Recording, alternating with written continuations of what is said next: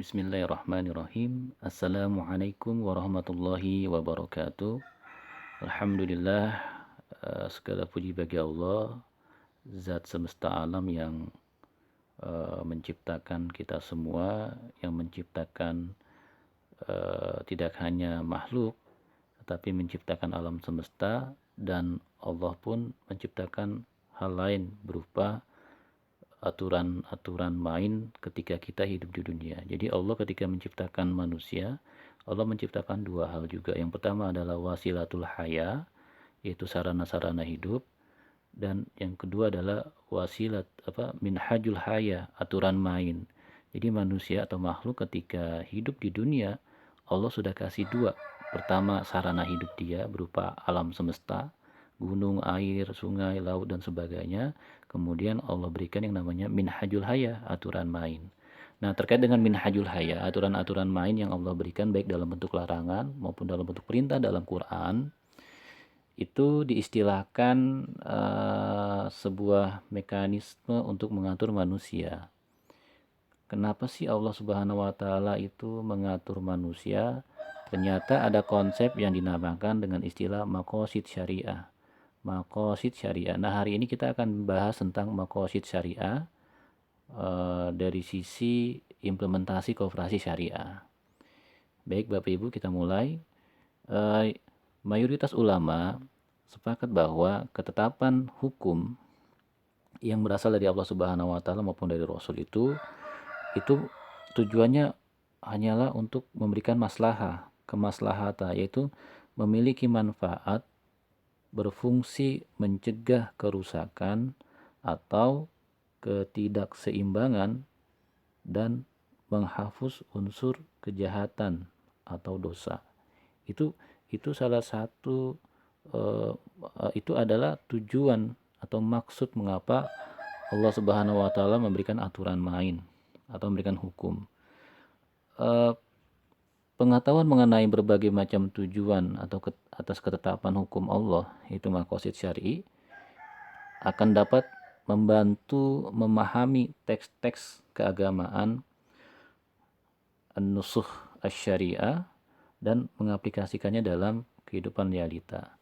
Terkadang dalam kehidupan realita banyak persoalan yang membutuhkan jawaban hukum, Bapak Ibu. Nah, maka salah satu cara untuk mengistinbat atau menyimpulkan sebuah hukum terkait dengan kehidupan ekonomi, sosial, politik, budaya, salah satu pendekatannya adalah dengan menggunakan pendekatan maqasid syariah. Maksudnya apa? Apakah persoalan itu memiliki masalah atau tidak? Ketika memiliki masalah maka diperbolehkan. Kita lanjut ya. Nah, dalam konsep fikih ya kan, bahwa maqasid syariah itu merupakan keilmuan Islam yang erat hubungannya dengan kajian usul fikih dan fikih itu sendiri ya kan. Ada beberapa kajian fikih ya kan. Yang pertama adalah terkait dengan ibadah atau ritual yang kemarin saya sempat bahas ya. Jadi ibadah itu asal muasalnya nggak boleh kecuali ada perintah.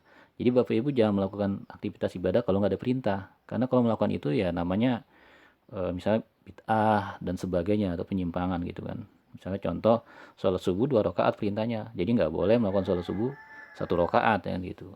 Yang kedua, yang ibadah dia nggak boleh menerima yang namanya kreativitas atau inovasi. Karena Allah sudah ngatur dari A sampai Z. Manusia nggak diperkenankan melakukan aktivitas atau inovasi atau kreativitas. Sedangkan yang kedua adalah muamalah. Kalau muamalah kebalikannya. Ya kan kemarin saya sampaikan bahwa kalau dalam muamalah itu segala sesuatu boleh sampai ada dalil yang melarangnya. Kalau pada dasarnya gini, kegiatan muamalah, aktivitas sosial, interaksi dan sebagainya, bisnis dan sebagainya itu diperbolehkan kecuali ada dalil yang larang. Kalau nggak ada dalil yang larang, jalan terus bisnisnya seperti itu.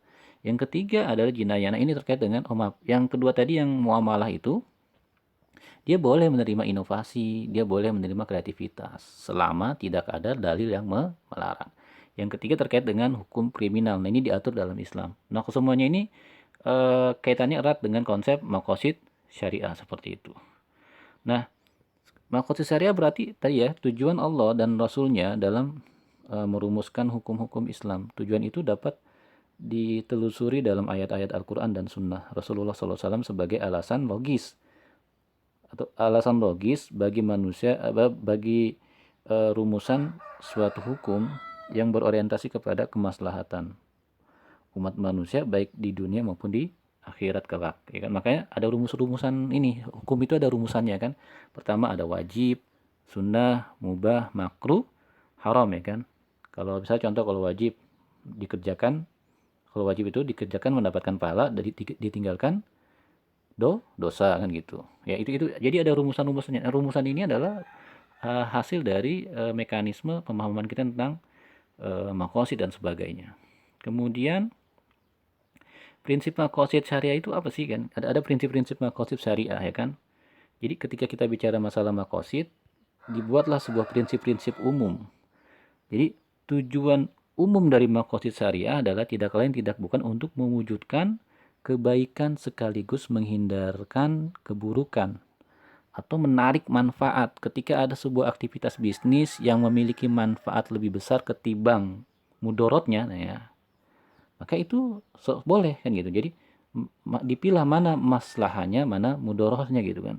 Atau dengan kata lain adalah untuk mencapai kemaslahatan, karena tujuan penetapan hukum dalam Islam adalah untuk menciptakan kemaslahatan dalam rangka memelihara tujuan-tujuan syara. Nah, di sini inti maqasid syariah itu ada lima tujuan kenapa Allah Subhanahu wa taala dan Rasul itu memberikan ketentuan hukum. Kenapa sih ada hukum A, kenapa ada hukum B? Itu tujuannya ada 5. Hukum itu diciptakan, dibebankan untuk manusia, tidak lain tujuannya ada 5. Yang pertama adalah hibzuddin. Hibzuddin itu untuk melindungi agama, Bapak Ibu. Maka ada istilah, ada kafir, ada munafik, itu untuk hibzuddin, melindungi agama kita. Makanya ada hukum-hukum terkait dengan hukum kekafiran, ya kan, kemusyrikan dan sebagainya. Yang kedua, hibzun nafs, ya kan. Hibzun nafs itu melindungi jiwa, seperti itu. Makanya ada aturan-aturan Allah dan Rasul yang bicara tentang perlindungan jiwa, ya kan. Tentang konsep peperangan dan sebagainya, tentang konsep jihad, ya kan, seperti itu diatur tentang konsep kesehatan. Kenapa Allah melarang makanan ini, kenapa Allah membolehkan makanan ini, itu ada aturannya juga. Tujuannya tadi untuk melindungi nafs jiwa manusia. Yang ketiga adalah hifzul akal, melindungi akal. Kenapa nggak boleh minum minuman keras dan sebagainya, itu pun tujuannya untuk melindungi akal kita. Yang selanjutnya ada hibzun nasl. Hibzun nasl itu adalah pelindungan keturunan, ya kan? Lebih kepada keturunan. Apa sih contohnya? Kenapa Allah memberikan konsep hukum tentang munakahat, pernikahan? Tujuannya tidak lain adalah untuk menjaga keturunan kita, Bapak Ibu. Coba seandainya Allah tidak mengatur tentang konsep pernikahan, kita bisa seperti hewan dan binatang, kawin seenaknya gitu kan, anaknya nggak jelas nasabnya seperti itu. Itu kenapa Allah memberikan aturan tentang konsep hukum fikih munakahat atau hukum pernikahan, karena tujuannya tadi untuk mengatur keturunan kita biar jelas seperti itu.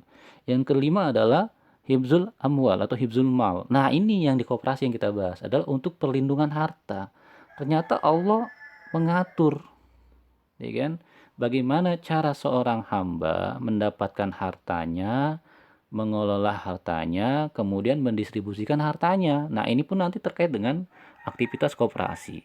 Dapat dikatakan bahwa seseorang mukhalaf itu cukup hukum, ya, orang yang dikriteriakan dikenakan hukum lah, seperti itu, dibebankan hukum, akan bisa memperoleh kemaslahatan, kebaikan, dan mempunyai kemampuan untuk menjaga 5 prinsip, dan sebaliknya ia akan mendapatkan kemudaratan, mafsadat, jika tidak bisa menjaganya. Artinya gini, apapun aturan Allah pasti ujung-ujungnya tujuannya untuk menjaga 5 hal ini, Bapak Ibu. Jadi kalau ada manusia, ada hamba yang tidak ikut aturan atau hukum Allah, ya ujung-ujungnya akan tercipta kerusakan, mafsadat. Mafsadat dalam apa? Mafsadat dalam hal 5 hal ini. Agamanya bermasalah, jiwanya tergoncang ya kan. Sekarang banyak orang yang hartanya banyak tapi nggak bisa tidur kan gitu. Banyak beda kalau sama orang yang menjaga nafsunya kan gitu. Terus hifzul akal ya kan, terus akalnya dirusak. Hifzul nasl ya kan, hari ini banyak orang terjadi perzinahan dan sebagainya. Itu kan dia melanggar aturan-aturan Allah. Dan hifzul mal, orang hari ini bertransaksi berbisnis seenaknya aja kan. Apa kata dia, zolim sama orang lain, mengambil riba, goror dan sebagainya. Nanti kita akan bahas poin yang kelima dalam aktivitas koperasi. Baik Bapak Ibu, demikian materi kita di sesi yang pertama. Terima kasih.